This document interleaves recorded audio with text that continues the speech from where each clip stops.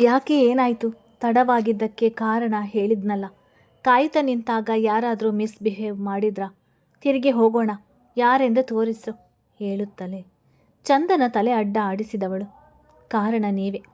ನೀವು ನನ್ನ ನೋಡದೆ ಮಾತಾಡದೆ ದೂರ ಉಳಿದಿರುವುದನ್ನು ನನ್ನ ಕೈಯಲ್ಲಿ ಸಹಿಸಿಕೊಳ್ಳಲು ಆಗುತ್ತಿಲ್ಲ. ನೀವಿಲ್ಲದ ದಿನಚರಿ ಕ್ಷಣಗಳು ಬೇಕಾಗಿಲ್ಲ ಎನಿಸ್ತಿದೆ ಹೇಳಿ ಮುಖ ಮುಚ್ಚಿಕೊಂಡು ಬಿಕ್ಕಳಿಸ್ತಿದ್ದವಳ ಅಳು ಮತ್ತಷ್ಟು ಜೋರಾಗಿತ್ತು. ಅವಳು ಹೇಳಿದ ಮಾತುಗಳ ತಾತ್ಪರ್ಯ ಅರ್ಥವಾದಾಗ ಗೌತಮ್ ನಂಬದಾಗಿದ್ದ. ಅಂದರೆ ನಾಲಾಯಕ್ ನನ್ನನ್ನು ಹೇಳಿಕೊಂಡವನ ಮನ ಮೃದುವಾಗಿತ್ತು. ನೋಡಿಲಿ, ಮೆಲ್ಲಗೆ ಕರೆದು ಅವಳ ಕೈ ಸರಿಸಿದ. ಕಣ್ಣುಗಳಲ್ಲಿ ಅದೇ ಭಾವ. ನಮ್ಮ ಮನೆಗೆ ಹೋಗೋಣ, ಬರ್ತೀಯಾ ಕೇಳಿದ್ದ. ಗೌತಮ್ ಒಪ್ಪಿಗೆ ಎನ್ನುವಂತೆ ತಲೆ ಆಡಿಸಿದವಳ ನೋಡಿ, ಮೊದಲಿನಿಂದ ಇದೇ ಸಮಸ್ಯೆ. ಏನಾದರೂ ಹೇಳಿದರೆ ಬಾಯಿ ಬಿಟ್ಟು ಉತ್ತರಿಸು. ಈ ರೀತಿ ಸನ್ನೆ 2 ಅರ್ಥ ಕೊಡುತ್ತದೆ ಎಂದಿದ್ದ. ಚಂದನ ಅವನತ್ತ ನೋಡಿ ಬರ್ತೀನಿ ಎಂದಿದ್ದಳು. ಕಣ್ಣೀರು ಒರೆಸುವುದಕ್ಕೂ ನಿನ್ನ ಪರ್ಮಿಷನ್ ಕೇಳಬೇಕಾ? ಅಷ್ಟೆಲ್ಲ ಆಗೋದಿಲ್ಲ ನನಗೆ, ಅಷ್ಟು ಹಕ್ಕಿದೆ ಎಂದುಕೊಳ್ಳ ಎಂದಿದ್ದ. ಅವನನ್ನು ನೋಡುತ್ತಲೇ ಅವಳ ಅಳು ಹೆಚ್ಚಾಗಿತ್ತು. ಆಯಿತು, ಈಗ ಸುಮ್ಮನಿರು ಹೇಳಿ ಕಣ್ಣೀರು ತೊಡೆದವನಿಗೆ ಹಣೆಗೆ ಮುತ್ತಿಡುವ ಅನಿಸಿಕೆ ಮೂಡಿತು. ಕುಳಿತ ರೀತಿ, ಒದ್ದೆ ಕಣ್ಣು, ಮುಖಕ್ಕೆ ಅಂಟಿದ್ದ ಕೂದಲು, ಆ ಅವತಾರದಲ್ಲಿ ಪುಟ್ಟ ಹುಡುಗಿಯಂತೆ ಕಂಡಿದ್ದಳು. ಸುಮ್ಮನೆ ತಲೆ ಕೆಡಿಸುತ್ತಾಳೆ. ಅದು ಯಾವಾಗ ಮತ್ತೆ ದುಡುಕುತ್ತೇನೋ ಹೇಳಿಕೊಂಡು ಕಾರ್ ಸ್ಟಾರ್ಟ್ ಮಾಡಿದ್ದ. ಕಾರ್ ನಿಂತದು ದೀಪಾಂಜಲಿಯಲ್ಲೇ. ಇಳಿದವಳ ಮುಖದಲ್ಲಿ ನಗು ಮೂಡಿತು. ಗೌತಮ್, ನಮ್ಮಿಬ್ಬರ ಸಂಬಂಧದ ನೆನಪು ಸರಿದಿದೆ ಎನ್ನುವುದನ್ನು ಬಿಟ್ಟರೆ ಎಲ್ಲ ಅದೇ ಸ್ವಭಾವ. ಒಳಗೆ ಬಂದವನಿಗೆ ಮನೆಯಲ್ಲಿ ಯಾರೂ ಕಾಣಲಿಲ್ಲ. ಅಡುಗೆ ಮನೆಯಿಂದ ಇಣುಕಿ ನೋಡಿದ ಚಿನ್ನಯ್ಯ ಜೊತೆಯಾಗಿ ಬಂದವರನ್ನು ನೋಡಿ ಸಂತೋಷಪಟ್ಟವನು. ಅದು ಎಲ್ಲರೂ ಪಾವನಿ ಮನೆಗೆ ಹೋಗಿದ್ದಾರೆ. ಮನೆಯಲ್ಲಿ ಹಾಲು ಸ್ವಲ್ಪನೇ ಇರೋದು. ಆಚೆ ಯಾರನ್ನೋ ಸ್ವಲ್ಪ ನೋಡಬೇಕು, ಮಾತನಾಡಿಸಿಕೊಂಡು ಬರುವಾಗ ಹಾಲು ತರುತ್ತೇನೆ ಎಂದವರು ಹೊರಗೆ ನಡೆದಿದ್ದರು. ಮನೆಯಲ್ಲಿ ಯಾರೂ ಇರುವುದು ಬೇಡ, ಆ ಹುಡುಗಿಗೆ ಮುಜುಗರವಾಗಬಹುದು ಎಂದುಕೊಂಡು. ಗೌತಮ್ಗೆ ಅವರ ಉದ್ದೇಶ ಅರ್ಥವಾಗಿತ್ತು. ಕೂತ್ಕೋ, ಹೇಗೆ ಓದ್ತಿದ್ಯಾ? ಏನಾದರೂ ಸಮಸ್ಯೆ ಇದ್ದರೆ ಹೇಳಿಕೊ, ಮುಜುಗರ ಪಟ್ಕೊಳ್ಬೇಡ ಎಂದಿದ್ದ. ಚಂದನ, ಚೆನ್ನಾಗಿ ಓದುತ್ತಿದ್ದೇನೆ, ನಿಮಗೆ ನೀರು ತಂದು ಕೊಡ್ಲಾ ಕೇಳಿದ್ದಳು. ನೋಡು, ಯೋಚನೆ ಮಾಡು ಎಂದಿದ್ದ ಅವಳನ್ನೇ ನುಂಗುವಂತೆ ನೋಡುತ್ತಾ. ಏನೆಂದು ಎಂದವಳು ತಕ್ಷಣ ಹೊಳೆದಾಗ ಹೋಗಿ ನೀರು ತಂದು ಕೊಟ್ಟವಳು. ಕಾಫಿಗೆ ಇಡ್ತೀನಿ, ಮತ್ತೆ ಕೆಲಸದ ವಿಷಯವಾಗಿ ಹೊರಗೆ ಹೋಗ್ತೀರಾ ಕೇಳಿದ್ದಳು. ಅದು ನಿನ್ನ ಮೇಲೆ ಡಿಪೆಂಡ್ ಆಗುತ್ತೆ, ಅವಳ ಕೈಗಳ ಕಡೆ ನೋಡುತ್ತಾ ಹೇಳಿದ್ದ. ಕರೆದು ಬಳಿಯಲ್ಲಿ ಕೂರಿಸಿಕೊಳ್ಳುವಂತಿದ್ದರೆ ಎಂದುಕೊಂಡ. ಅಂದರೆ ಕಣ್ಣಿನ ತುಂಬ ಪ್ರಶ್ನೆ ಇಟ್ಟುಕೊಂಡು ನೋಡಿದವಳ ನೋಡಿ, ನಾಲಾಯಕ್, ನಿನ್ನ ಬಿಟ್ಟಿರಲು ಆಗುತ್ತಿಲ್ಲ. ಒಂಟಿಯಾಗಿದ್ದವನ ಬದುಕಲ್ಲಿ ಬಂದು ಸಂಬಂಧಗಳು ಎಷ್ಟು ಮುಖ್ಯ ಎಂದು ತೋರಿಸಿ ಸುಖ ಸಂಭ್ರಮದ ಕ್ಷಣಗಳನ್ನು ಕೊಟ್ಟು ಎಲ್ಲ ಸರಿಯಾಗಿದೆ ಎನ್ನುವಂಥ ಸಮಯದಲ್ಲಿ ಈಗ ಮತ್ತೆ ಒಂಟಿಯಾಗಿ ಉಳಿಸಿದರೆ ಏನು ಮಾಡಲಿ? ಹೊರಗೆ ಕೆಲಸದ ನಡುವೆ ಹೇಗೋ ಮರೆತಿರುವಂತೆ ನಟಿಸಿದರು. ಮನೆಯಲ್ಲಿದ್ದಷ್ಟು ಸಮಯ ನಿನ್ನ ನೆನಪಿನಲ್ಲಿ, ನಿನ್ನ ಸನಿಹ ಬಯಸಿ ಕಾಯುವಿಕೆಯಲ್ಲಿ ಸಮಯ ಕಳೆಯುತ್ತೇನೆ. ಆದರೆ ನೀನು ನನ್ನನ್ನು ಹೊರಗಿನವನಂತೆ ನೋಡಿದರೆ ಹೇಗೆ ಸಹಿಸಿಕೊಳ್ಳಲಿ ಎಂದುಕೊಂಡವನು. ನೀನು ಊಟದ ಸಮಯವರೆಗೂ ಇಲ್ಲೇ ಇರ್ತೀನಿ ಎಂದರೆ ಹೊರಗಿನ ಅಪಾಯಿಂಟ್ಮೆಂಟ್ಗಳನ್ನೆಲ್ಲ ಕ್ಯಾನ್ಸಲ್ ಮಾಡ್ತೀನಿ ಎಂದಿದ್ದ. ಚಂದನ, ಅದು ಮನೆಯಲ್ಲಿ ಯಾರೂ ಇಲ್ಲ, ನಾವಿಬ್ಬರೇ. ಆಂಟಿ ಅಂಕಲ್ ಏನಾದರೂ ಅಂದುಕೊಂಡರೆ ಎಂದಿದ್ದಳು, ಮುಖದ ತುಂಬ ಗೊಂದಲ ತುಂಬಿಕೊಂಡು. ಗೌತಮ್, ನಿನ್ನ ತಲೆ. ಈ ಮೊದಲ ಮನೆಯಲ್ಲಿ ಯಾರೂ ಇಲ್ಲ ಅಂದಾಗಲೆಲ್ಲ ನಾವಿಬ್ಬರು ಒಟ್ಟಿಗೆ ಇದ್ದೀವಿ. ಯಾರೂ ಏನೂ ಅಂದುಕೊಳ್ಳಲ್ಲ. ನಿನ್ನ ತಲೆಯಿಂದ ಕೆಲಸಕ್ಕೆ ಬಾರದ ಇಂಥ ಆಲೋಚನೆಗಳನ್ನೆಲ್ಲ ಮೊದಲು ತೆಗೆದುಹಾಕು ಎಂದಿದ್ದ. ನನ್ನಿಂದ ನಿಮ್ಮ ಹೊರಗಿನ ಕೆಲಸಗಳಿಗೆಲ್ಲ ತೊಂದರೆ ಆಗ್ತಿದೆಯೇನು ಎಂದಿದ್ದಳು. ನನ್ನಿಂದ ಅವರಿಗೆ ಸಮಸ್ಯೆ ಆಗುವುದು ಬೇಡ ಎಂದುಕೊಂಡು. ಗೌತಮ್ ಎದ್ದು ನಿಂತವನು. ನಿಂಗೆ ಹೇಳಿದ್ನ ನಾನು, ನಿಂಗಿಂತ ನನಗೆ ಆ ಕೆಲಸಗಳೆಲ್ಲ ಮುಖ್ಯ ಎಂದಿದ್ದ. ಅವನ ಕೋಪಕ್ಕೆ ಹೆದರಿ ಹೆಜ್ಜೆ ಹಿಂದೆ ಸರಿಸಿದವಳು ಅವನ ಮಾತು ಕೇಳಿ ತಲೆ ಎತ್ತಿ, ನಾನು ಕೂಡ ನಿಮಗೆ ಮುಖ್ಯನಾ? ಕೇಳಬಾರ್ದಿತ್ತೇನೋ ಎನ್ನುವ ಆಲೋಚನೆ ಮೂಡಿದಾಗ ತಲೆ ತಗ್ಗಿಸಿದಳು. ಸಮಾಧಾನಗೊಂಡ ಗೌತಮ್, ಎಲ್ಲರಿಗಿಂತ ಹೆಚ್ಚು ನೀನು ಎನ್ನುತ್ತಲೇ ಅವಳ ಮುಖದಲ್ಲಿ ಅಚ್ಚರಿ ಮೂಡಿದರು. ಅದರ ಜೊತೆಗೆ ಕಿರುನಗು ಮೂಡಿತು. ಕಾಫಿ ತರ್ತೀನಿ ಎಂದಿದ್ದಳು. ಸರಿ, ಸ್ವಲ್ಪ ತಲೆನೋವಿದೆ, ಫ್ರೆಶ್ ಆಗ್ತೀನಿ ಹೇಳಿ ನಡೆದಾಗ ನೋಡುತ್ತಾ ನಿಂತಳು. ರೂಮಿನ ಬಾಗಿಲ ಬಳಿ ನಿಂತು ತಿರುಗಿ ನೋಡಿದವನಿಗೆ ಅವಳ ಕಣ್ಣುಗಳಲ್ಲಿನ ಹೊಲವು ಸ್ಪಷ್ಟವಾಗಿತ್ತು. ಇನ್ನು ಕೆಲ ದಿನಗಳು ಕಾಯ್ದರೆ ನನ್ನ ಹೆಂಡತಿ ನನಗೆ ಸಿಕ್ಕಿಬಿಡುತ್ತಾಳೆ ಹೇಳಿಕೊಂಡೆ. ಅವನ ಸ್ವಭಾವದಂತೆ ಮೊದಲೇ ಆಮೆನಡಿಗೆ ನೀನು. ಹಿಂದೆ ಕಾಫಿ ಕೊಡ್ತೀಯಾ ಇಲ್ಲ ವಾರ ತಿಂಗಳು ವರ್ಷ ಕಾಯಬೇಕಾ ಕೇಳಿದ್ದ. ಈಗಲೇ ತರ್ತೀನಿ ಹೇಳಿ ನಡೆದಿದ್ದಳು. ಕಾಫಿ ಮಾಡುವಲ್ಲಿ ಎಂದೂ ಇಲ್ಲದಷ್ಟು ಗಮನ ಕೊಟ್ಟಿದ್ದಳು. ಕಪ್ಗೆ ಹಾಕಿಕೊಂಡು ಬಂದವಳು ಹಾಲಿಗೆ ಇನ್ನೂ ಬಂದಿಲ್ಲ, ರೂಮಿಗೆ ತೆಗೆದುಕೊಂಡು ಹೋಗಿ ಕೊಡ್ಲಾ? ಕಾಯುತ್ತಾ ನಿಂತರೆ ತನ್ನಗಾಗಿ ಬಿಡುತ್ತದೆ ಕೇಳಿಕೊಂಡು ಮೊದಲು ಹೋಗಿದ್ದು ನೆನಪಿದ್ದ ಕಾರಣ ಬಾಗಿಲ ಬಳಿ ಈ ಬಾರಿ ಒಮ್ಮೆ ಮಾತ್ರ ಯೋಚಿಸಿ ಒಳಗೆ ಬಂದಿದ್ದಳು. ಮುಖ ಒರೆಸಿಕೊಳ್ಳುತ್ತಾ ಬಂದ ಗೌತಮ್ ಅವಳನ್ನು ಅಲ್ಲಿ ಹಾಗೆ ನೋಡುತ್ತಲೇ, ಪ್ರತಿದಿನ ಹೀಗೆ ಎದುರುಗೊಳ್ಳುವಂತಿದ್ದರೆ ಹೇಳಿಕೊಂಡು, ಒಂದು ಕಪ್ ತಂದಿದ್ಯಾ? ನಿನಗೆಲ್ಲಿ? ಹೋಗಲಿ ಬಿಡು, ಇದರಲ್ಲಿ ಸ್ವಲ್ಪ ಕುಡಿದು ಕೊಡು ಎಂದಿದ್ದ. ಮೊದಲ ದಿನಗಳ ಗುಂಗಿನಲ್ಲೇ ಚಂದನಿಗೆ ಅಚ್ಚರಿಯಾಗಿತ್ತು. ಗೌತಮ್ಗೆ ತನ್ನ ತಪ್ಪಿನ ಅರಿವಾಗಿತ್ತು. ಅಂದರೆ ಶೇರ್ ಮಾಡಿಕೊಳ್ಳೋಣ ಅಂತ ಹೇಳಿದ್ದು. ಕಾಲೇಜ್ನಿಂದ ಸಾಕಾಗಿ ಬಂದಿರ್ತೀಯಾ? ಚಿನ್ನಯ್ಯ ಏನಾದರೂ ಮಾಡಿರ್ತಾರೆ, ಹಾಕಿಕೊಂಡು ತಿನ್ನಬೇಕಾಗಿತ್ತು ಎಂದಿದ್ದ. ಬೇಡ, ಕಾಫಿ ತನ್ನಗಾಗಿ ಬಿಡುತ್ತೆ. ಸರಿ ಇದೆಯಾ ನೋಡಿ ಹೇಳಿ. ಏನು ತಾನೇ ಮಾಡಿದ್ದು? ಸರಿಯಾಗಿ ಇರುತ್ತೆ ಬಿಡು. ಅಲ್ಲಿ ಫಸ್ಟ್ ಡ್ರವರ್ನಲ್ಲಿ ಚಾಕ್ಲೇಟ್ ಇದೆ ತಗೋ ಎಂದಿದ್ದ ಅಲ್ಲಿದ್ದ ಸೋಫಾದಲ್ಲಿ ಕುಳಿತುಕೊಳ್ಳುತ್ತಾ. ಕಾಫಿ ಕುಡಿಯುತ್ತಿದ್ದವನ ನೋಡಿ ಒಂದೇ ಸಲ ಲೋಟ ತೆಗೆದುಕೊಂಡು ಹೋಗೋಣ ಎನಿಸಿದಾಗ ಗೌತಮ್ ಹೇಳಿದ್ದ ಕಾರಣ ಬಂದು ಡ್ರವರ್ ತೆರೆದು ನೋಡಿದವಳು ಅವನತ್ತ ನೋಡುತ್ತಾ ಕಣ್ಣರಳಿಸಿದಳು. ಮಡದಿಯನ್ನು ನೋಡುತ್ತಾ ಕಣ್ಣು ತುಂಬಿಸಿಕೊಳ್ಳುತ್ತಿದ್ದವನು ಯಾಕೆ ಏನಾಯಿತು ಕೇಳಿದ್ದ. ಇಲ್ಲಿ ಇಷ್ಟೊಂದು ಚಾಕ್ಲೇಟ್ಗಳ ಬಾರ್ಗಳಿದೆ, ಯಾರಿಗಾಗಿ ತಂದದ್ದು ಯೋಚಿಸುತ್ತಾ ಕೇಳಿದ್ದಳು. ನಿನಗೆಂದೇ ತರುತ್ತಿದ್ದದು, ಮೊದಲಿನ ಅಭ್ಯಾಸ, ಅಷ್ಟು ಸುಲಭವಾಗಿ ಬಿಟ್ಟು ಹೋಗೋದಿಲ್ಲ ಎಂದಿದ್ದ. ಅವನತ್ತ ಬಂದವಳು ನನಗಾಗಿ ಮೊದಲು ಕೂಡ ಹೀಗೆ ತರ್ತಿದ್ರಾ? ಅಂದರೆ ನನಗೆ ಆಕ್ಸಿಡೆಂಟ್ ಆಗುವ ಮೊದಲು ಕೇಳಿದ್ದಳು. ಹೌದು, ನಿನಗೆ ಚಾಕ್ಲೇಟ್ ಹಾಗೆ ಚಾಕ್ಲೇಟ್ ಕೇಕ್ ಅಂದರೆ ಇಷ್ಟ. ಆಗಾಗ ನಿನ್ನ ಸಿಟಿಯ ಕೇಕ್ ಹೌಸ್ಗೆ ಕರೆದುಕೊಂಡು ಹೋಗ್ತಿದ್ದೆ. ಅಲ್ಲಿನ ಕೇಕ್ ಅಂದರೆ ನಿನಗೆ ತುಂಬ ಇಷ್ಟ ಎಂದಿದ್ದ. ಸುಮ್ಮನೆ ಉಳಿದ ಚಂದನ ಅಂದರೆ ನನ್ನ ನೆನಪುಗಳನ್ನು ಕಳೆದುಕೊಳ್ಳುವುದಕ್ಕೆ ಮೊದಲೇ ಇವರ ಜೊತೆ ಇಷ್ಟೆಲ್ಲ ಓಡಾಡುತ್ತಿದ್ದೆ ಎಂದರೆ ಇವರನ್ನು ಆಗಲು ನಾನು ಹೇಳಿಕೊಂಡವಳು ಬಳಿ ಬಂದು ನಾನು ನನ್ನ ನೆನಪು ಕಳೆದುಕೊಳ್ಳುವ ಮೊದಲು ನಿಮಗೇನಾದರೂ ಹೇಳಿಕೊಂಡಿದ್ನಾ? ಅಂದರೆ ನನ್ನ ಮನಸ್ಸಿನಲ್ಲಿರುವ ಭಾವನೆಗಳನ್ನು ಕೇಳಿದ್ದಳು. ಅವಳನ್ನು ಪೂರ ಅರಿತಿದ್ದವನಿಗೆ ಅವಳ ಯೋಚನೆ ಎತ್ತ ಸಾಗಿದೆ ಎಂದು ತಿಳಿದಿತ್ತು. ಹೌದು ಎಂದು ಹೇಳಿದರೆ ತುಂಬ ಯೋಚಿಸಲು ಶುರು ಮಾಡ್ತಾಳೆ. ಏನೋ ನೆನಪಾಗದಿದ್ದರೆ ಒತ್ತಡ ತಂದುಕೊಳ್ಳುತ್ತಾಳೆ. ಹಾಗೆ ಯಾವಾಗಲೂ ಅದನ್ನೇ ಯೋಚಿಸ್ತಾ ಉಳಿಯುತ್ತಾಳೆ ಎಂದುಕೊಂಡವನು, ಆ ವಿಷಯ ಬಿಡು, ತಲೆ ತುಂಬ ನೋಯ್ತಿದೆ. ಹೀಗೆಲ್ಲ ತಲೆನೋವು ಬಂದಾಗ ನೀನು ಕಿರಿಚಿಕೊಳ್ಳುವುದು ಕೇಳಿ ನೋವು ಕಡಿಮೆ ಆಗುತ್ತಿತ್ತು ಎಂದಿದ್ದ. ಕಿರಿಚಿಯುವುದು ಅಂದರೆ ಕೇಳಿದ್ದಳು. ಅದು ನೀನು ಹಾಡು ಹಾಡುವಾಗ ಸ್ವಲ್ಪ ರಿಲ್ಯಾಕ್ಸ್ ಫೀಲ್ ಮಾಡ್ತಿದ್ದೆ, ಅದಕ್ಕೆ ಹಾಗೆ ಹೇಳಿದೆ ಎಂದಿದ್ದ. ನಿಮ್ಮ ಎದುರು ಹಾಡು ಹಾಡ್ತಿದ್ನಾ? ಈಗ ಅದೆಲ್ಲ ಯೋಚಿಸಬೇಡ, ನಿಂಗೆ ಇಷ್ಟವಾದ ಹಾಡು ಹೇಳು ಎಂದಿದ್ದ. ಕೈ ಹಿಡಿದು ಬಳಿಯಲ್ಲೇ ಕೂರಿಸಿಕೊಂಡು ತೀರಾ ಅಷ್ಟು ಹತ್ತಿರದಿಂದ ನೋಡಿದವಳ ಹಣೆಯಲ್ಲಿ ಸಣ್ಣಗೆ ಬೆವರು ಮೂಡಿತು. ಮೊದಲೇ ಯೋಚನೆಗಳ ದಾಳಿ. ನೀವು ಹತ್ತಿರ ಇದ್ದರೆ ಆಡೋದಕ್ಕೆ ಆಗ್ತಿಲ್ಲ ಮೆಲ್ಲಗೆ ಹೇಳಿದಳು. ಸರಿ, ದೂರ ಹೋಗಿಬಿಡ್ಲಾ ಕೇಳುತ್ತಾ ಎದ್ದು ನಿಂತಿದ್ದ. ಕೈ ನೀಡಿ. ಬೇಡ, ನನ್ನ ಮಾತಿನ ಅರ್ಥ ಅದಲ್ಲ. ನೀವು ಎದುರಿರಬೇಕು, ನನಗೆ ಸರಿಯಾಗಿ ಹೇಳಲು ತಿಳಿಯುತ್ತಿಲ್ಲ ಹೇಳಿದಾಗ ಕಿಟಕಿ ಬಳಿ ಹೋಗಿ ಕೈಕಟ್ಟಿ ನಿಂತವನು. ಹಾಡು ಎಂದಿದ್ದ. ಯಾವ ಹಾಡು ಆಡೋದು ಯೋಚಿಸಿದವಳು ತಾನು ಹೆಚ್ಚಾಗಿ ಇಷ್ಟಪಡುವ ಹಾಡನ್ನೇ ಆಯ್ಕೆ ಮಾಡಿದ್ದಳು. ಪೂಜಿಸಲೆಂದೇ ಹೂಗಳ ತಂದೆ ಆಡಲು ಶುರು ಮಾಡಿದ್ದಳು. ಒಲಿದರು ಚೆನ್ನ, ಮುನಿದರು ಚೆನ್ನ, ನಿನ್ನ ಆಸರೆಯೇ ಬಾಳಿಗೆ ಚೆನ್ನ, ನಾನಿನ್ನ ಪಾದದ ಧೂಳಾದರೂ ಚೆನ್ನ, ಸ್ವೀಕರಿಸು ನನ್ನ. ಈ ಸಾಲುಗಳು ಹೇಳುವಾಗ ಅವಳ ಕಣ್ಣು ತುಂಬಿ ಬಂದಿತ್ತು. ಮೊದಲು ಒಮ್ಮೆ ಇದೇ ಸಾಲುಗಳನ್ನು ಅವನ ಮುಖ ನೋಡುತ್ತಾ ಆಡಿದ ಅನುಭವ. ಆ ಸಾಲುಗಳನ್ನು ಕೇಳುತ್ತಲೇ ಗೌತಮ್ ನೇರ ಬಂದವನು ನೆಲಕ್ಕೆ ಮಂಡಿ ಹೂರಿ ಅವಳ ಮಡಿಲಲ್ಲಿ ತಲೆ ಇಟ್ಟು ಬಿಟ್ಟಿದ್ದ. ಚಂದನ ಧ್ವನಿ ನಿಂತಿತ್ತು. ಹೇಳಿಕೊಳ್ಳಲಾಗದ ಸಂಕಟ ಅವಳಿಗೂ.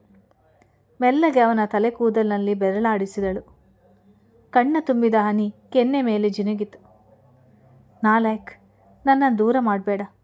ನಿನ್ನ ಹೊರತಾದ ಕಲ್ಪನೆ ಇಲ್ಲ. ನಾನು ದುಡುಕಿದರೂ ನೀನೇ ತಾನೇ ನನ್ನ ಸಂಭಾಳಿಸಬೇಕು ಎಂದಿದ್ದ. ಅವನ ನಡೆಗೆ ಶಾಕ್ಗೆ ಒಳಗಾಗಿದ್ದವಳಿಗೆ ಮಾತುಗಳು ಸ್ಪಷ್ಟವಾಗಿ ಕೇಳಿರಲಿಲ್ಲ. ಆದರೆ ಮುಖದಲ್ಲಿ ಏನೋ ಪಡೆದುಕೊಂಡಂತಹ ಮಂದಹಾಸ ಮೂಡಿತು. ಇಬ್ಬರು ಅವರವರ ಜಾಗಗಳಿಂದ ಕದಲಿರಲಿಲ್ಲ. ಚಂದನ ಏನಾಗುತ್ತಿದೆ ಇಲ್ಲಿ? ನಾನು ಅವರನ್ನು ಒಪ್ಪಿರುವಂತೆ ಅವರಿಗೂ ನಾನು ಒಪ್ಪಿಗೆಯಾಗಿದ್ದೇನಾ? ನಮ್ಮಿಬ್ಬರ ನಡುವೆ ಮೊದಲು ಇಷ್ಟು ಸ್ನೇಹ ಇತ್ತ? ಹೇಳಿಕೊಂಡಿದ್ದಳು. ಇಬ್ಬರಿಗೂ ಸಮಯ ಹೀಗೆ ಉಳಿದು ಬಿಡಲಿ ಎನ್ನುವ ಅನಿಸಿಕೆ. ಬಂದ ಮೊಬೈಲ್ ಸದ್ದಿಗೆ ಮೊದಲು ಎಚ್ಚೆತ್ತದು ಗೌತಮ್. ನನ್ನ ನಡೆಯಿಂದ ಏನಾದರೂ ಕೋಪ ಮಾಡಿಕೊಂಡಿದ್ದಾಳ? ಈಗ ಎದ್ದು ಹೋಗಿಬಿಡ್ತಾಳ? ಮತ್ತೆ ಬರುವ ಬಗ್ಗೆ ಯೋಚಿಸುವುದಿಲ್ವಾ ಎಂದುಕೊಳ್ಳುತ್ತಾ ಅವಳೆಡೆ ನೋಡಿದ್ದ. ಯೋಚಿಸುತ್ತಾ ತಲೆ ತಗ್ಗಿಸಿ ಮುಖದಲ್ಲಿ ನಾಚಿಕೆ ತುಂಬಿತ್ತು. ಅದು ಫ್ಲೋನಲ್ಲಿ ನೀನು ಮತ್ತೆ ಕೋಪ ಮಾಡಿಕೊಂಡು ಮನೆ ಬಿಟ್ಟು ಹೋಗಲ್ಲ ತಾನೇ? ಕೇಳಿದ್ದ. ಇಲ್ಲ ಎನ್ನುವಂತೆ ತಲೆ ಆಡಿಸಿದಾಗ ಸಮಾಧಾನದ ಉಸಿರಾಡಿ ಮೊಬೈಲ್ನಲ್ಲಿ ಮಾತಾಡಿ ಬಂದವನು ಮತ್ತೆ ಕಾಲೇಜ್ನಲ್ಲಿ ಏನಾದರೂ ತೊಂದರೆನಾ? ಎಲ್ಲ ಸರಿಯಾಗಿದೆಯಾ ಕೇಳಿದ್ದ. ಎಲ್ಲ ಸರಿಯಾಗಿದೆ. ಒಮ್ಮೊಮ್ಮೆ ಫ್ರೆಂಡ್ಗಳು ಬಾಯಿ ತಪ್ಪಿ ಏನೋ ಹೇಳ್ತಾರೆ, ನಂತರ ಮತ್ತೇನೋ ಹೇಳಿ ಬ್ಯಾಲೆನ್ಸ್ ಮಾಡ್ತಾರೆ ಎನಿಸಿಬಿಡುತ್ತದೆ. ಜಾಸ್ತಿ ತಲೆ ಕೆಡಿಸಿಕೊಳ್ಬೇಡ. ದಿನ ಕಳೆದ ಹಾಗೆ ನಿನಗೆ ಅರ್ಥವಾಗುತ್ತೆ. ಈ ಶನಿವಾರ ಕಾಲೇಜ್ ಮುಗಿಸಿಕೊಂಡು ಬರುತ್ತಲೇ ರೆಡಿಯಾಗು ಎಂದಿದ್ದ. ಯಾಕೆ, ಎಲ್ಲಿಗಾದರೂ ಕರೆದುಕೊಂಡು ಹೋಗ್ತೀರಾ? ಯಾರ್ಯಾರು ಬರ್ತಿದ್ದಾರೆ ಕೇಳಿದ್ದಳು. ಹೌದು, ಎಲ್ಲರನ್ನು ಕಟ್ಟಿಕೊಂಡು ಹೋಗೋಣ ಎಂದು. ನಾನು ಹೇಳಿದ್ದು ನಿನ್ನೊಬ್ಬಳಿಗೆ ಎಂದಿದ್ದ ಚಂದನ. ನನ್ನೊಬ್ಬಳನ್ನು ಕರೆದುಕೊಂಡು ಹೋಗ್ತಾರಾ? ಹೇಗೆ, ಎಲ್ಲಿಗೆ? ಮನದಲ್ಲಿ ಮೂಡಿದರೂ ಅವನನ್ನು ಕೇಳಲು ಹೋಗಲಿಲ್ಲ. ಗೌತಮ್, ನಾಳೆದ್ದು ಕಾಲೇಜ್ ಮುಗಿಸಿಕೊಂಡು ಬರುತ್ತಲೇ ರೆಡಿಯಾಗಿರು. ನಿನ್ನ ಊರಿಗೆ ಕರೆದುಕೊಂಡು ಹೋಗ್ತೇನೆ ಎಂದಿದ್ದ. ಚಂದನ ನಂಬದಾಗಿದ್ದಳು. ಇಲ್ಲಿಗೆ ಬಂದು ತಿಂಗಳುಗಳು ಕಳೆದಿತ್ತು. ಅವಳಿಗೂ ಅಂತ ಅನಿಸಿಕೆ ಇತ್ತು. 2 ಬಾರಿ ಕೃಷ್ಣ ಅವರೇ ಬರ್ತೇನೆ ಎಂದು ಹೇಳಿದವರು ಬರುವ ತಾರೀಕು ಮುಂದಕ್ಕೆ ಹಾಕಿದ್ದರು. ನಿಮ್ಮ ಜೊತೆ ಊರಿಗೆ ಬಂದರೆ ದೊಡ್ಡಪ್ಪ ದೊಡ್ಡಮ್ಮ ಅಪ್ಪಾಜಿ ಮಮ್ಮಿ ಏನಾದರೂ ಯೋಚಿಸ್ತಾರೇನು ಎಂದಿದ್ದಳು. ಹಾಗೇನಿಲ್ಲ, ನಿನ್ನ ದೊಡ್ಡಪ್ಪನಿಗೆ ನಾನು ಹೇಳ್ತೇನೆ. ಆ ಕಡೆ ಕೆಲಸ ಇದೆ, ಹೋಗ್ತಿದ್ದೇನೆ. ಹಾಗಾಗಿ ಇವಳನ್ನವರ ಮನೆಗೆ ಕರೆದುಕೊಂಡು ಹೋಗುತ್ತೇನೆ ಎನ್ನುತ್ತೇನೆ. ಇನ್ನು ನಿನ್ನ ಮನೆಯವರು ಕೂಡ ಏನೂ ಅಂದುಕೊಳ್ಳೋದಿಲ್ಲ. ಹಾಗೆಲ್ಲ ಅಂದುಕೊಳ್ಳುವ ಹಾಗಿದ್ರೆ ಅಂದು ನನ್ನ ಜೊತೆ ಕಲಿಸ್ತಿರ್ಲಿಲ್ಲ ಎಂದಿದ್ದ. ಯೋಚಿಸಿದವಳಿಗೆ ಹೌದು ಎನಿಸಿತು. ಊರಿಗೆ ಹೋಗುವ ವಿಷಯ ಅವಳ ಮುಖದಲ್ಲಿದ್ದ ಆಲೋಚನೆಗಳ ಸರಿಸಿ ಸಂತೋಷ ಮೂಡಿಸಿತ್ತು.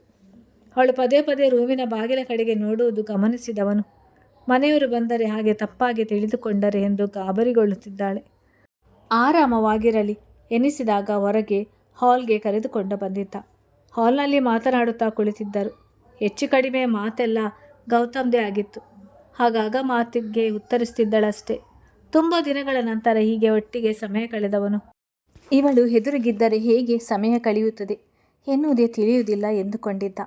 ಚಂದನ, ಇಷ್ಟೊತ್ತಾಗಿದೆ, ನಾನು ಹೊರಡ್ತೇನೆ. ಇನ್ನು ಆಂಟಿ ಅಂಕಲ್ ಯಾರೂ ಬಂದಿಲ್ಲ ಎನ್ನುವ ವೇಳೆಗೆ ಎಲ್ಲರೂ ಒಳಗೆ ಬಂದಿದ್ದರು. ಚಿನ್ನಯ್ಯ, ಸಾಂಬಾರಿದೆ, ಅನ್ನಕ್ಕೆ ಇಟ್ಟು ಎಲ್ಲ ಬಿಸಿ ಮಾಡಿ ಬಿಡ್ತೀನಿ, ಇಲ್ಲೇ ಊಟ ಮಾಡಿ ಹೋಗ್ಬೋದು ಹೇಳಿ ಅಡುಗೆ ಮನೆಗೆ ನಡೆದಿದ್ದರು. ಚಂದನ ಊಟ ಮಾಡಿದ ನಂತರ ಬೇಗ ಹೊರಡುವ ಆತುರ ತೋರಿ ಎದ್ದು ನಿಂತಾಗ ಗೌತಮ್ ಮೊದಲು ಇವಳ ತಂದೆಯ ಜೊತೆ ಮಾತನಾಡಿ ಇವಳನ್ನು ಇಲ್ಲಿಯೇ ಉಳಿಸಿಕೊಳ್ಬೇಕು. ಒಂದು ಕಡೆ ಇಲ್ಲೇ ತುಂಬ ಸಮಯ ಉಳಿದರೆ ಈ ಮನೆಯವರು ಏನೆಂದುಕೊಂಡಾರು ಎಂದು ಯೋಚಿಸಿದರೆ, ಮತ್ತೊಂದು ಕಡೆ ರಾತ್ರಿ ಸಮಯದವರೆಗೂ ಪಕ್ಕದ ಮನೆಯಲ್ಲಿದ್ದರೆ ತನ್ನ ದೊಡ್ಡಪ್ಪ ದೊಡ್ಡಮ್ಮ ಏನೆಂದುಕೊಳ್ಳುತ್ತಾರೋ ಎಂದು ತಲೆ ಕೆಡಿಸಿಕೊಳ್ಳುತ್ತಾಳೆ. ಎಲ್ಲರ ಬಗ್ಗೆ ಯೋಚಿಸುತ್ತಾ ನನ್ನ ಬಗ್ಗೆ ಯೋಚಿಸುವ ವಿಷಯ ದೂರವೇ ಉಳಿಯುತ್ತದೆ. ಮೊದಲಿದಕ್ಕೊಂದು ಅಂತ್ಯ ಹಾಡಬೇಕು ಹೇಳಿಕೊಂಡವನಿಗೆ ಆಲೋಚನೆಯೊಂದು ಹೊಳೆದಿತ್ತು. ರಾಜು ಹಾಗೆ ಕೃಷ್ಣ ಅವರ ಜೊತೆ ಮಾತಾಡಿ ಅವರನ್ನು ಒಪ್ಪಿಸಬೇಕು ಹೇಳಿಕೊಂಡಿದ್ದ. ಬೆಳಿಗ್ಗೆ ಕಾಲೇಜ್ಗೆ ಹೋಗುವ ಸಮಯದಲ್ಲಿ ಸಹಜವಾಗಿ ಮಾತನಾಡಿದಾಗ ಸಮಾಧಾನಗೊಂಡಿದ್ದಳು. ಇಂದು ಎಲ್ಲ ಕ್ಲಾಸ್ ಇದೆಯಾ? ಕಾರ್ ಇಳಿಯುವ ಮುನ್ನ ಕೇಳಿದ್ದ. ಹೌದು ಇದೆ. ಸರಿ ಬಿಡು, ಮಾಮೂಲಿ ಸಮಯಕ್ಕೆ ಬರ್ತೇನೆ ಹೇಳಿ ಅವಳು ಇಳಿಯುತ್ತಲೇ ಕಾರ್ ಸ್ಟಾರ್ಟ್ ಮಾಡಿದ್ದ. ಯಾಕೆ ಹಾಗೆ ಕೇಳಿದ್ರು? ನಡುವೆ ಯೋಚಿಸುತ್ತ ಸಮಯ ಕಳೆದಿದ್ದಳು. ಸಂಜೆ ಕ್ಲಾಸ್ ಮುಗಿಯುತ್ತಲೇ ಯಾವಾಗಲೂ ನಿಧಾನವಾಗಿ ಬರುತ್ತಿದ್ದವಳು ಅಂದು ಬೇಗನೆ ಹೊರಗೆ ಬಂದಿದ್ದಳು. ಗೌತಮ್ ಕಾರು ಕೂಡ ಅದೇ ಸಮಯಕ್ಕೆ ಬಂದು ನಿಂತಿತ್ತು.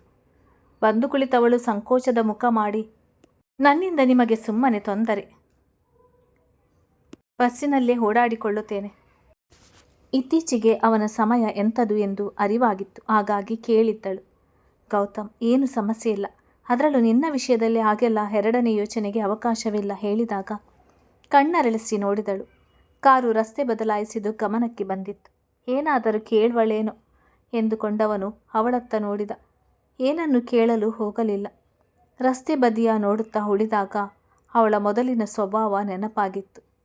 ಸಂಬಂಧ ಎನ್ನುವುದು ಹೀಗೆ ಎನಿಸುತ್ತದೆ. ಒಪ್ಪಿಕೊಳ್ಳುವ ಮೊದಲು 108 ಪ್ರಶ್ನೆ ಆಲೋಚನೆಗಳು. ಒಪ್ಪಿಕೊಂಡ ಮೇಲೆ, ತನ್ನದೆಂದು ತಿಳಿದ ಮೇಲೆ ಅಲ್ಲಿ ಪ್ರಶ್ನೆಗಳಿಗೆ ಅವಕಾಶ ಇರುವುದಿಲ್ಲ. ನಂಬಿಕೆ ಇರುತ್ತದೆ. ಅಂಥ ನಂಬಿಕೆ ಇವಳಿಗೆ ಈಗ ನನ್ನ ಮೇಲೆ ಬಂದಿದೆ. ತುಂಬ ಮುಂದುವರೆದು ಸದ್ಯಕ್ಕೆ ಅದನ್ನು ಕಳೆದುಕೊಳ್ಬಾರ್ದು. ಅವಳಾಗಿ ಬಾಯ್ಬಿಟ್ಟು ಅವಳ ನಿರ್ಧಾರ ತಿಳಿಸಬೇಕು.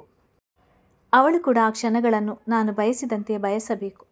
ಅವಳಾಗಿ ಸನಿಹ ಬಯಸಿ ಬರಬೇಕು. ಅಲ್ಲಿಯವರೆಗೂ ತಾಳ್ಮೆಯ ಅವಶ್ಯಕತೆ ಇದೆ ಹೇಳಿಕೊಂಡಿದ್ದ. ಕಾರ್ ನಿಂತದ್ದು ಕೇಕ್ ಹೌಸ್ ಮುಂದೆ. ಒಂದೆರಡು ಬಾರಿ ಪದ್ಮ ಅವರ ಜೊತೆ ಬಂದಾಗ ಆ ಕಡೆ ನೋಡಿ ಆಸೆ ಪಟ್ಟಿದ್ದರು. ಅಂದು ದೇವಸ್ಥಾನಕ್ಕೆ ಬಂದಿದ್ದ ಕಾರಣ ಅವರಲ್ಲಿ ಹೇಳಿಕೊಳ್ಳಲು ಹೋಗಿರಲಿಲ್ಲ. ಪಾರ್ಕಿಂಗ್ನಲ್ಲಿ ಕಾರು ನಿಲ್ಲಿಸಿದ ನಂತರ ಇಬ್ಬರು ಒಳಗೆ ನಡೆದಿದ್ದರು. ಗೌತಮ್ಗೆ ಏನೂ ಅನಿಸಲಿಲ್ಲ. ಆದರೆ ಚಂದನ ಮೊದಲ ಬಾರಿ ಹೀಗೆ ಹೊರಗೆ ಒಬ್ಬರ ಜೊತೆ ಹೋಟೆಲ್ಗೆ ಬರುತ್ತಿರುವುದು. ಅದು ನಾನಾಗಿ ಬಯಸಿ ಅಂದು ಊರಿನಿಂದ ಬರುವಾಗ ಅದರ ಸಲುವಾಗಿ ಹೋಗಿದ್ದೆವು. ಆಗ ಏನೂ ಅನಿಸಿರಲಿಲ್ಲ. ಆದರೆ ಈಗ ಕಳೆಯುತ್ತಿರುವ ಪ್ರತಿ ಕ್ಷಣಗಳು ವಿಶೇಷ ಎನಿಸುತ್ತಿದೆ. ಕಾಲೇಜ್ನಲ್ಲಿ ಒಬ್ಬರನ್ನೊಬ್ಬರು ಮೆಚ್ಚಿಕೊಂಡಿರುವ ಹುಡುಗ ಹುಡುಗಿಯರು ಕ್ಯಾಂಟೀನ್ ಕಡೆ ಹೋಗಿ ಅಲ್ಲಿ ಊಟ ಕಾಫಿ ನಡುವೆ ಮಾತನಾಡುತ್ತಾ ಸಮಯ ಕಳೆಯುವಾಗ ಇಷ್ಟು ದಿನ ಏನು ಅನಿಸದೇ ಇದ್ದದು ಬೆಳಿಗ್ಗೆ ಹಾಗೆ ನೋಡಿ ನನಗೂ ಅಂತ ಆಸೆ ಆಗುತ್ತಿತ್ತು. ನೋಡಿದರೆ ಇವರು ಅರ್ಥ ಮಾಡಿಕೊಂಡವರಂತೆ ಈಗ ನನ್ನನ್ನು ಕರೆದುಕೊಂಡು ಬಂದಿದ್ದಾರೆ. ನಾನು ಹೇಳದೆ ನನ್ನ ಮನಸ್ಸನ್ನು ಇವರು ಅರ್ಥ ಮಾಡಿಕೊಳ್ಳಲು ಹೇಗೆ ಸಾಧ್ಯ ಯೋಚಿಸಿದ್ದಳು. ಗೌತಮ್ ತನ್ನನ್ನೇ ನೋಡುತ್ತಾ ಉಳಿದವಳನ್ನು ನೋಡಿದ್ದು ಸಾಕು. ಕೇಕ್ ಯಾವಾಗ ತಿಂತ್ಯಾ ಕೇಳಿದ್ದ. ಎಚ್ಚೆತ್ತವಳಂತೆ ಅದರ ಕಡೆ ಗಮನ ಕೊಟ್ಟಿದ್ದಳು. ಇಷ್ಟದ ತಿಂಡಿ ಜೊತೆಗೆ ಚೆನ್ನಾಗಿದ್ದರೂ ಹೆಚ್ಚು ರುಚಿಸಲಿಲ್ಲ. ಏನು ಬೇಡ ಎನ್ನುವಂಥ ಅನಿಸಿಕೆ. ಮನದ ತುಂಬೆಲ್ಲ ಗೌತಮ್ ತುಂಬಿದಂಥ ಅನುಭವ. ಮತ್ತೊಮ್ಮೆ ಆ ಸುಂದರ ಸೆಳೆತಕ್ಕೆ ಒಳಗಾಗಿದ್ದಳು. ಗೌತಮ್ 4-5 ಫ್ಲೇವರ್ಸ್ ಕೇಕನ್ನು ಪ್ಯಾಕ್ ಮಾಡಿಸಿದ್ದ. ಬೇರೆ ಏನಾದರೂ ಬೇಕಾ ಕೇಳಿದ್ದ. ಏನು ಬೇಡ ಎನ್ನುವಂತೆ ತಲೆಯಾಡಿಸಿದ್ದಳು. ಅಲ್ಲಿಂದ ಹೊರಗೆ ಬರುತ್ತಲೇ ಮಾಲ್ಗೆ ಕರೆದುಕೊಂಡು ಹೋದವನು ತುಂಬ ದಿನಗಳ ನಂತರ ತನ್ನ ಶಾಪಿಂಗ್ ಜೊತೆಗೆ ಅವಳಿಗೂ ಕೆಲವೊಂದು ಅವಶ್ಯಕತೆ ಇರುವುದನ್ನು ಕೊಡಿಸಿದ. ಪ್ರತಿ ಅಂಗಡಿಯಲ್ಲೂ ಏನಾದರೂ ಕೊಡಿಸಿದಾಗಲೆಲ್ಲ ಈ ರೀತಿ ಪಡೆದುಕೊಳ್ಳಲು ಸಂಕೋಚ ಪಡುತ್ತಿದ್ದವಳ ನೋಡಿ ಸಂಕಟಪಟ್ಟವನು, ಇದು ನಿನ್ನ ಹಕ್ಕು. ನೋಡಿದರೆ ಮೂರನೆಯವಳಂತೆ ಸಂಕೋಚ ಪಡ್ತಿದ್ಯಾ, ಇದರಿಂದ ಯಾವಾಗ ಹೊರಬರುತ್ತೀಯ ನೀನು ಹೇಳಿಕೊಂಡಿದ್ದ. ಕಾರು ಮನೆಯ ಹಾದಿ ಹಿಡಿದಿತ್ತು. ಚಂದನ, ನನ್ನಿಂದ ನಿಮಗೆ ತುಂಬ ಹಣ ಖರ್ಚಾಯಿತು. ಇದೆಲ್ಲ ಅಷ್ಟಾಗಿ ಬೇಕಾಗಿರಲಿಲ್ಲ ಎಂದಿದ್ದಳು. ನನಗೆ ಕೊಡಿಸುವ ಹಕ್ಕಿದೆ ಎಂದುಕೊಳ್ಳುತ್ತೇನೆ. ನಿಮಗೆ ನನ್ನಿಂದ ಇದನ್ನೆಲ್ಲ ಪಡೆದುಕೊಳ್ಳಲು ಇಷ್ಟ ಇಲ್ವಾ? ಹಾಗಿದ್ರೆ ನೇರವಾಗಿ ಹೇಳು ಎಂದವನು ಗಲ್ಲ ಹಿಡಿದು ತನ್ನತ್ತ ತಿರುಗಿಸಿಕೊಂಡಿದ್ದ. ಅವನ ಮಾತಿಗೆ ತೆಳುವಾಗಿ ಕಣ್ಣು ತುಂಬಿತ್ತು. ಸರಿ, ತಪ್ಪುಗಳ ನಡುವೆ ಇದ್ದೇನೆ. ಆದರೆ ಅದೆಲ್ಲದಕ್ಕೂ ಮೀರಿ ನಿಮ್ಮ ಮೇಲೆ ನಂಬಿಕೆ ಇದೆ ಎಂದಿದ್ದಳು. ಅಷ್ಟು ಸಾಕು. ಇದಕ್ಕೆ ಕೊಟ್ಟ ಹಣದ ಬಗ್ಗೆ ಎಲ್ಲ ಯೋಚಿಸಲು ಹೋಗಬೇಡ ಹೇಳುತ್ತಾ ಮುಂಗುರುಳು ಕಿವಿಯ ಹಿಂದಕ್ಕೆ ಸೇರಿಸಿದಾಗ ಎಂದಿನಂತೆ ಅವಳ ಮುಖದಲ್ಲಿ ಮೃದು ನಗು ಮೂಡಿತು. ಮನೆ ಸಮೀಪವಾಗುತ್ತಲೇ ದೀಪಾಂಜಲಿಗೆ ಹೋಗೋಣ ಹೇಳಿದ್ದ. ನಿನ್ನೆ ತಾನೇ ಬಂದು ಅಷ್ಟು ಸಮಯ ಇದ್ದು ಬಂದಿದ್ದೇನೆ. ಮತ್ತೆ ಇಂದು ಬಂದರೆ ನಿಮ್ಮ ಮನೆಯಲ್ಲಿ ಏನು ಅಂದುಕೊಳ್ಳಲ್ವಾ? ಹಾಗೆ ದೊಡ್ಡಪ್ಪ ಕೂಡ ಏನಾದರೂ ಅಂದುಕೊಂಡ್ರೆ? ಮನಸ್ಸಿನಲ್ಲಿ ಬಂದ ಅನಿಸಿಕೆ ನೇರವಾಗಿ ಹೇಳಿದಳು. ಯಾರು ಏನು ಹೇಳೋದಿಲ್ಲ. ನೀನು ಹೀಗೆಲ್ಲ ಯೋಚಿಸೋದನ್ನು ಮೊದಲು ನಿಲ್ಲಿಸು. ಫ್ರೀ ಇದೆಯಾ ತಾನೇ ಕೇಳಿದ್ದ. ಹೌದು, ಆದರೆ ವಿದ್ಯಾ ಕೆಲಸ ಮುಗಿಸಿಕೊಂಡು ಮನೆಗೆ ಹೋಗುವಾಗ ಬಂದು ಹೋಗ್ತೇನೆ ಎಂದು ಹೇಳಿದ್ದಾಳೆ. ಅವಳು ಬಂದು ಹೋದ ನಂತರ ಬರ್ತೀನಿ ಎಂದಿದ್ದಳು. ಗೌತಮ್ಗೂ ಸ್ವಲ್ಪ ಕೆಲಸ ಇದ್ದ ಕಾರಣ ಹಾಗೆ ಮಾಡು. ನೀನು ಬಂದು ಹೋಗೋ ಬಗ್ಗೆ 2 ಮನೆಯವರು ಯಾವ ಪ್ರಶ್ನೆಯನ್ನು ಮಾಡೋದಿಲ್ಲ ಹೇಳುತ್ತಲೇ ವೆಂಕಟಾದ್ರಿಯ ಮುಂದೆ ಕಾರನ್ನು ನಿಲ್ಲಿಸಿ ಚಂದನ ಹಿಡಿದು ಬಾಯಿ ಎನ್ನುತ್ತಲೇ ಕಾರು ದೀಪಾಂಜಲಿಯ ಗೇಟ್ ಒಳಗೆ ಹೋಗಲಿಲ್ಲ. ಹಾಗೆ ರಸ್ತೆಯಲ್ಲಿ ಮುಂದೆ ಸಾಗಿ ತಿರುವಿನಲ್ಲಿ ಮರೆಯಾಗಿತ್ತು. ನೋಡುತ್ತಾ ನಿಂತ ಚಂದನ, ಅಂದರೆ ಇವರು ಕೆಲಸ ಮುಗಿಸಿಕೊಂಡು ಮನೆಗೆ ಬರುವ ಸಮಯ ಅಲ್ಲ. ನನಗಾಗಿ ಕಾಲೇಜ್ ಬಳಿ ಬಂದು ಕಾಯ್ದು ಹೀಗೆ ಡ್ರಾಪ್ ಮಾಡಿ ಮತ್ತೆ ಕೆಲಸಕ್ಕೆ ಹೋಗಿದ್ದಾರೆ. ನನಗಾಗಿ ಯಾಕೆ ಇಷ್ಟೊಂದು ತಾಳ್ಮೆ ಕಾಳಜಿ? ಅವರು ಹೇಳುವಾಗೆ ನಂದನ್ ಸ್ನೇಹಕ್ಕೆ ಹಾಗೆ ತಂದೆಯ ಮೇಲಿನ ಗೌರವಕ್ಕೆ ಹೀಗೆ ನಡೆದುಕೊಳ್ಳುತ್ತಿದ್ದಾರಾ? ಇಲ್ಲ ಅದಕ್ಕೂ ಮೀರಿ ಯೋಚಿಸುತ್ತಿದ್ದಂತೆ ಏನು ಕನಸು ಕಾಣ್ತಿದ್ಯಾ ಎಂದ ಧ್ವನಿ ಕೇಳಿ ತಿರುಗಿ ನೋಡಿದವಳು. ಅರೆ ವಿದ್ಯಾ, ಇಂದು ಬೇಗ ಬಂದಿದ್ಯಾ ಎನಿಸ್ತದೆ, ಬಾ ಮನೆಯೊಳಗೆ ಕರೆದುಕೊಂಡು ನಡೆದಿದ್ದಳು. ಗೆಳತಿಯ ಜೊತೆ ಮಾತನಾಡುತ್ತಾ ಸಮಯ ಕಳೆದದ್ದೇ ತಿಳಿಯಲಿಲ್ಲ. ವಾಚ್ ನೋಡಿಕೊಂಡ ವಿದ್ಯಾ, ತಡವಾಗಿದೆ ಕಣೆ, ಇನ್ನೊಮ್ಮೆ ಬರ್ತೇನೆ ಹೇಳಿ ನಡೆದಿದ್ದಳು. ಚಂದನ ಗಡಿಯಾರದ ಕಡೆ ನೋಡಿದವಳು. ಮನೆಗೆ ಬಂದಿದ್ದರೆ ಎನಿಸುತ್ತದೆ ಕೇಳಿಕೊಳ್ಳುತ್ತಲೇ ಕನ್ನಡಿ ಮುಂದೆ ನಿಂತು ಲೈಟಾಗಿ ಅಲಂಕರಿಸಿಕೊಂಡವಳು ದೀಪಾಂಜಲಿಯ ಕಡೆಗೆ ನಡೆದಿದ್ದಳು. ಆಂಟಿ ಎನ್ನುತ್ತಲೇ ಮನೆಯೊಳಗೆ ಬಂದವಳನ್ನು ಇಣಿಕಿ ನೋಡಿದ ಚೆನ್ನಯ್ಯನವರು, ಪಾವನಿ ಮಗುವಿಗೆ ಹುಷಾರಿಲ್ಲ, ಎಲ್ಲ ಅಲ್ಲಿ ಹೋಗಿದ್ದಾರೆ, ಇರಲಿ ಬಾ, ನನಗೂ ಒಬ್ಬನೇ ಬೇಸರವಾಗಿತ್ತು ಹೇಳಿದ್ದರು. ಕಾರು ನೋಡಿಯೇ ಅವರು ಇದ್ದಾರೆ ಎನ್ನುವುದು ಅವಳಿಗೆ ತಿಳಿದಿತ್ತು.